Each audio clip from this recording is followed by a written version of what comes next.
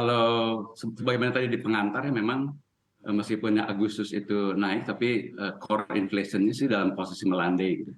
Kalau kita ingat Juni tahun 2022 itu sempat 9%. Jadi kalau sekarang ke kisaran 4,6 menuju 4,3 itu sebenarnya apa yang dilakukan Fed untuk menaikkan bunga sejak awal tahun itu sudah mulai bekerja gitu. Kalau kita meminjam istilahnya Jeremy Powell, memang bekerja tetapi belum maksimal. Jadi kalau narasi terakhir waktu dia di Jackson Hole sebetulnya lebih untuk mengelola ekspektasi pasar yang sebelumnya berharap ada penurunan Fed Fund Rate di kuartal keempat. Jadi kelihatannya sih kalau untuk bulan September ini konsensus masih melihat bahwa mungkin Fed akan mempertahankan rate-nya di kisaran 5,5.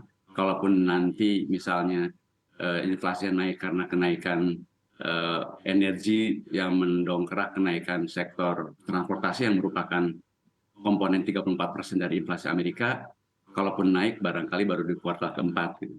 Tapi bahwa tahun ini tidak ada penurunan itu sudah dikonfirmasi oleh Jeremy Powell. Kalaupun ada penurunan Fed Fund Rate itu barangkali baru terjadi di kuartal 1 tahun 2024 ke depan. Oke. Demikian Mbak Ika. Oke, baik. Artinya memang meskipun tadi inflasi Amerika Serikat diprediksi akan naik begitu ya, ataupun meningkat, tapi di sisi lain Anda tetap optimis ya bahwa The Fed masih akan mempertahankan suku bunga acuannya begitu ya, Pak Agus. Kemudian dari Pak Andri sendiri, seperti apa tanggapan Anda? Setujukah dengan tadi yang disampaikan dengan Pak Agus?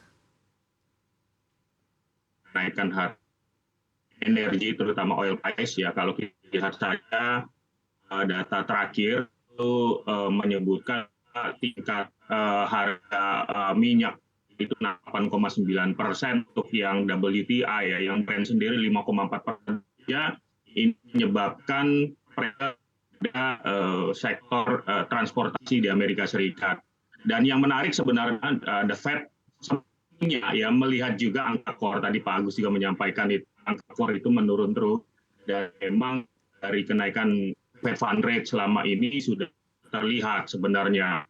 Namun yang perlu hati adalah bahwa The Fed sendiri menargetkan cukup agresif ya angka atau target untuk Fed Fund Rate di tahun 2000, target inflasi tahun 2023 2024 gitu.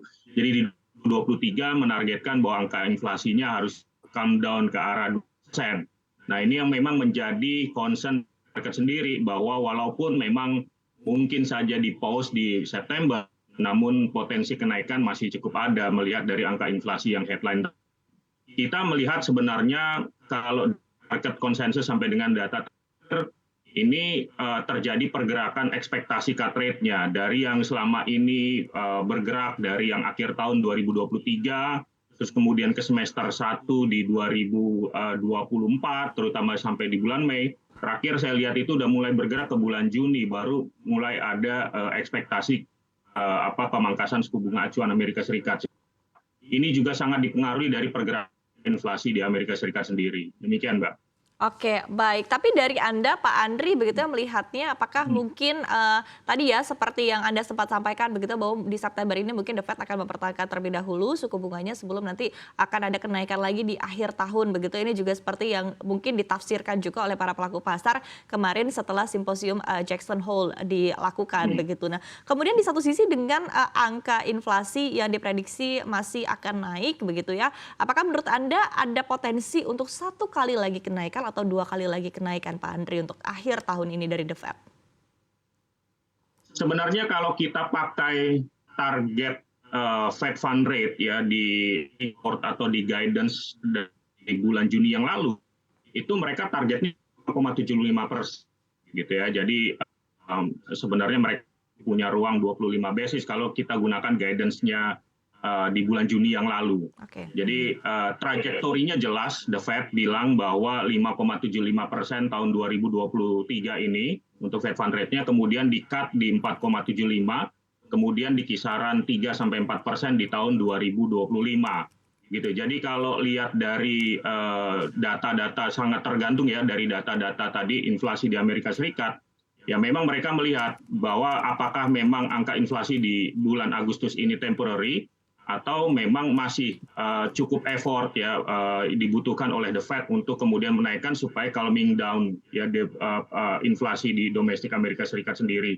Jadi kalau misalnya memang ini indikasi bahwa core inflation-nya terus turun, saya rasa ya memang mereka tidak perlu mengeluarkan peluru 25 basis lagi. Tapi kalaupun satu kali lagi, mungkin kita melihat di 5,75%, dan The Fed itu setelah September hanya punya 2 kali meeting lagi, jadi FOMC meeting di akhir Oktober atau keluarnya di 1 November dan di Desember. Jadi kalau misalnya 25 basis tidak dikeluarkan di September, ya mungkin either di November tanggal 1 atau di bulan Desember. Namun kalau kita lihat, kita sangat berharap bahwa di FOMC meeting nanti, di tanggal 20 September itu tidak ada perubahan guidance. Ya, perubahan guidance ini penting ya, karena kalau misalnya The Fed kemudian menaikkan lagi ya guidance Fed fund rate-nya dari 5,75 misalnya, katakan ke atas 5,75, saya rasa ini juga akan berpengaruh banyak kepada emerging markets. Gitu. Oke, baik. Tapi tadi sekali lagi prediksi dari Anda kemungkinan masih 25 basis point begitu ya di satu kali lagi di bulan November atau Desember begitu ya Pak Andri. Kemudian dari Pak Agus sendiri seperti apa? Tadi dengan pertanyaan yang sama begitu, menurut Anda apakah nanti The Fed mungkin masih akan sesuai begitu ya dengan plan yang ada yang kemudian sudah ditafsirkan juga begitu oleh para pelaku pasar. Seperti apa menurut Anda Pak Agus?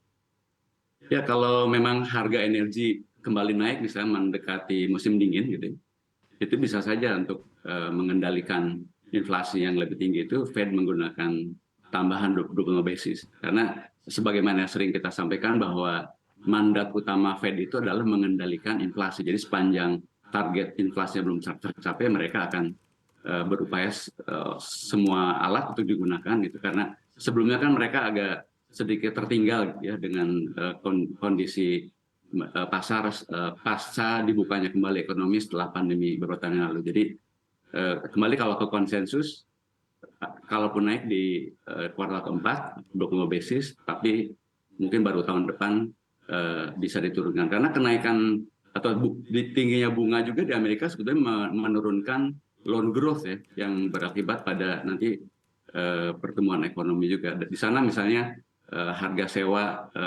residensial yang merupakan komponen besar dalam inflasi juga sudah mulai melambat kenaikannya, dan kalaupun ada ketatnya tenaga kerja juga sudah mulai menurun kenaikan upahnya gitu. Masih naik tapi kenaikannya sudah melandai juga. Jadi sangat mungkin tahun depan diturunkan, tapi kuartal keempat bisa digunakan potensi kenaikan 20 basis Fed fund rate itu.